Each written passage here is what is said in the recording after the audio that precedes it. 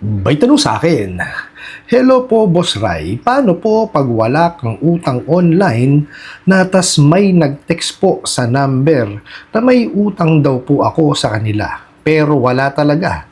Saan po sila pwedeng isuplong? Alright, napakagandang mensahe po nito pero bago ho natin sasagutin, imbitahan ko ho muna sana kayo na pakisuportahan po sana ang aking mga social media accounts sa YouTube, Facebook, and TikTok. Sa video po natin, alamin po natin kung ano ba yung po pwede nating i-complain sa kanila and syempre kung saan po natin sila po pwede i-complain or isuplong. Pero bago ho yan, disclaimer po muna, hindi po ako abogado. Ako po'y maniningil. Lahat po na sinasabi natin sa ating mga video is based on my experience at syempre po sa ating pong pagsaliksik at pagtatanong sa mga kaibigan po nating abogado. At isa pa po, hindi ko po kinukonsinti ang hindi pagbabayad ng utang dahil ang utang ay responsibilidad at obligasyon na dapat po nating bayaran. Ang hindi po ako pabor ay doon sa maling pamamaraan ng pautang at maling pamamaraan ng paniningil. Sagutin po natin yung pinadala nyo pong mensahe. So sabi nyo nga po is, kung wala ka naman talagang utang sa online na tas may nag-text sa number mo na may utang ka daw pero talagang wala, saan po pwedeng isuplong? Okay, medyo na-confused lang po ako kasi sabi nyo rito, wala kang utang online na. Meron pa ho kayong utang before na nabayaran na, tapos ngayon wala na. Well, okay, sige ho, para lang sagutin na lang natin kung saan isusuplong, tsaka kung ano yung po pwede nating rito, kung saang departamento or anong sangay ng gobyerno. Okay?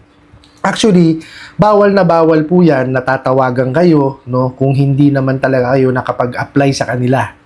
Kasi, it's a breach of your privacy.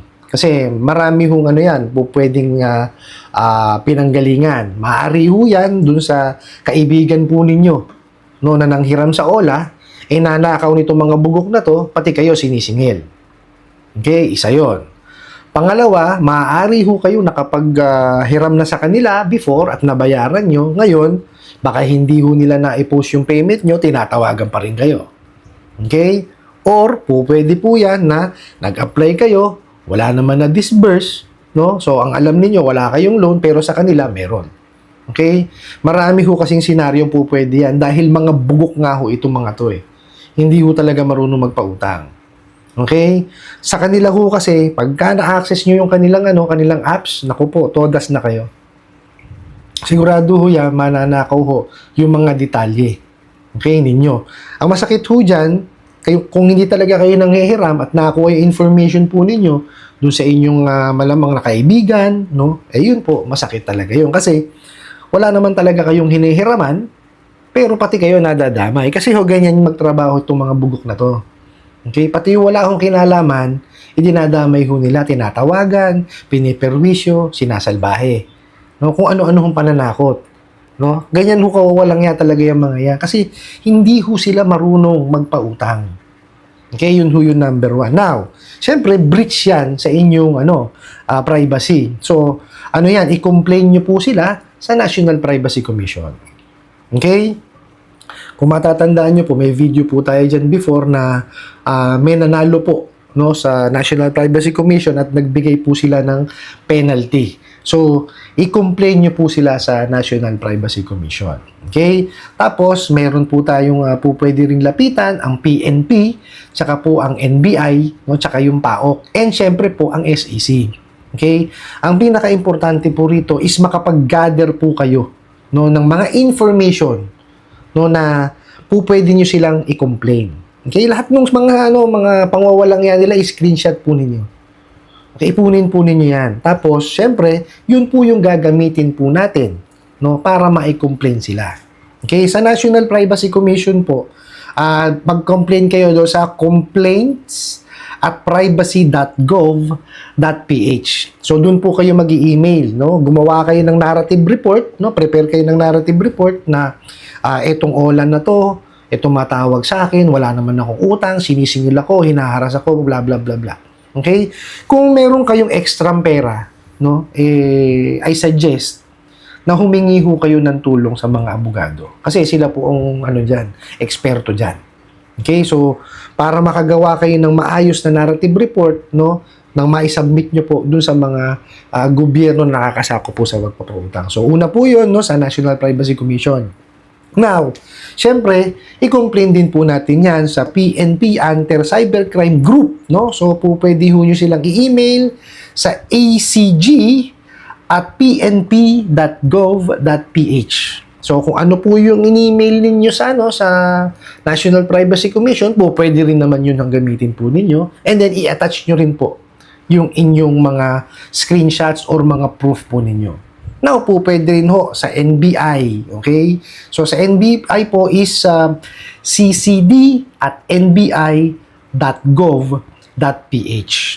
Okay, so dun nyo rin po, send nyo rin doon. Kasi ito po yung mga sangay ng gobyerno na makakatulong po sa atin dun sa mga pangwawalang niya po na ginagawa po sa atin itong mga bugo katabusadong online lending apps. Okay? Huwag ho tayo magpapatalo. Tama ho yan. Tinanong nyo kung saan po pwede isuplong. No? Pero, hindi ho natatapos yan sa pagsusuplong o sa pagsusumbong. Okay? Pagka po yan na raid, puntahan nyo po para kayo po ay makapagsampa ng kaukulang kaso. No? Para mapanagot po natin yung mga bugo katabusadong online lending apps na yan. Now, hindi ho natapos yun. Siyempre, i-complain nyo rin po sa SEC yan. Okay? Kasi po, pagka yan registered, para ma-flag sila. Kung unregistered naman yan, lalo madadagdagan ng kaso ng mga bugok na yon.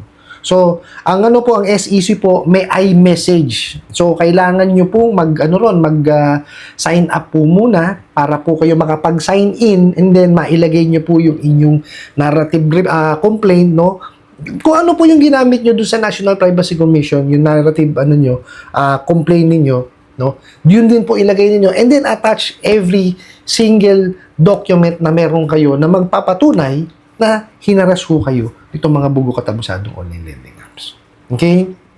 Alalahanin niyo po tandaan niyo na wala hong sino man ang pupwedeng gamitin yung information natin dahil lamang nakuha nila sa ibang tao. Bawal ho yun. Okay? Hindi ho nila po pwedeng gamitin yung mga ninakaw nila. Kaya nga ho, di ba, bawal, ninakaw Tapos gagamitin pa. Di ba? Natawagan kayo, iharas kayo, walang yain kayo. Na wala naman kayong kinalaman sa utang. Di ba? Yan ho, mahirap sa mga bugo katabusadong online lending apps kasi po, ginagamit po nilang collateral yun. Okay? Para pagka hindi nakabayad sa takdang panahon, yun ang hiram, pati tuloy yung mga walang kinalaman, yung mga ninakaw sa contact list, nadadamay. Okay? Kaya ho, iba yung ingat. No? Lagi kong sinasabi ito, iba yung ingat po sa panghiram dyan sa mga bugo katabusadong online lending apps. Kasi, wala naman idudulot na maayos yung mga yan Di ba? Kung sa ngayon, yes, gipit kayo. Di ba? Nandun lang, gipit lang kayo. Di ba? Meron kayong pagkukulang o meron kayong problema sa pera. Pagka pinasok niya yung mga bugo katabusadong online lending apps na yan, ako po, bukod sa nagipit na kayo, nagkautang pa kayo, ihaharas kayo at wawalang inyong mga bugok na yan. Di ba? So, nadagdagan ng problema ninyo. Di ba? Tsaka, huwag ho nating iasa sa mga online lending apps yung atin pong pangangailangan. Kasi hindi ho sila ang kasagutan. Dagdag problema lamang ho yan. Okay, ang pinakamainam po na gawin po natin is gumawa ho tayo ng hakbang na matutustusan yung ating pangangailangan. Maghanap po tayo ng hanap buhay. Di po ba? Gumawa tayo ng negosyo natin. Yes, it's easier said and done. Okay? Madali hong sabihin. Pero kailangan ho natin gawin. Huwag ho nating iasa sa mga bugok na yan. Talagang pinadali po nila yung kanilang pagpapahiram kasi po para mabiktima nila tayo. Okay? Yun ho ang gusto niyang mga yan. Wala naman hong wala naman ho talaga itutulong sa atin yung mga yan. Nakita nyo nga, di ba? Ayaw i-discuss sa atin yung hinuutang natin. Di ba? Which is very important. Meron nga tayong the Truth in Lending Act, di ba? Kailangan, di ba? Kailangan at importante na mai-discuss sa atin yung true value ng utang. Bakit sila ayaw? Di po ba? Ganyan ho kawalang yaya mga yan. Ngayon, pagka nagawa nyo na po yan, o nakapag-complain na kayo, o naisuplong nyo na sila, pagka po yan na raid, tuluyan nyo po, nang mapanagot po yung mga bugo katabusadong online lending apps na yan. Ano po? I hope nasagot ko po itong katanungan na to at sana po'y makatulong. Maraming salamat po sa inyong walang sawang pag-support at panonood sa aking mga video. Maraming salamat po sa inyong pag-like, pag-share, pag-comment at pagtatanong. And kunin ko na rin po itong opportunity na ito na imbitahan po sana kayo na pakisuportahan po sana ang aking mga social media accounts sa YouTube, Facebook, and TikTok. Hanggang sa muli po. Yun lang.